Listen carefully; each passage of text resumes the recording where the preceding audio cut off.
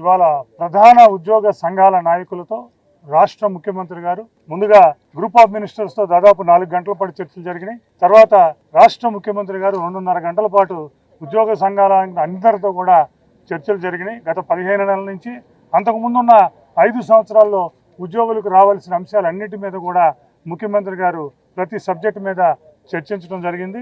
ఆయన చెప్పడం ఇది బిగినింగ్ మాత్రమే. దీపావళి సందర్భంగా మనందరం కూడా ఉద్యోగులకు కూడా మంచి చేయాలనే ఉద్దేశంతో దీపావళికి ముందు ఇది పెట్టడం అనేది జరిగింది. ఈ సందర్భంగా మరి ముఖ్యమంత్రి గారు 1 నవంబర్ 2025 నుంచి ఒక డిఏని మంజూరు చేయడం అనేది ఉద్యోగులందరికీ కూడా జరిగింది. అలాగే ఒక ఇన్స్టాల్మెంట్ డిఏని పోలీసు సోదరులకు కూడా మంజూరు చేయడం జరిగింది.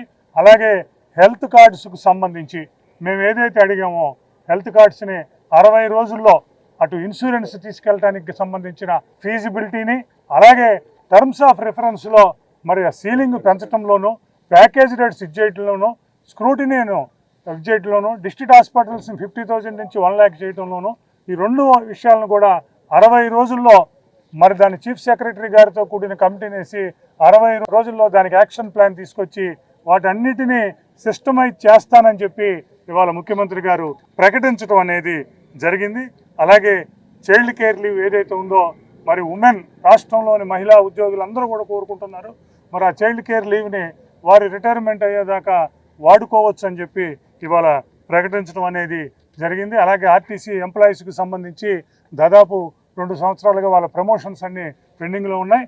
మరి ఆ ప్రమోషన్కి సంబంధించిన ఫైల్ని రేపు సోమవారం నాడు దానికి జీవో ఇష్యూ చేస్తానని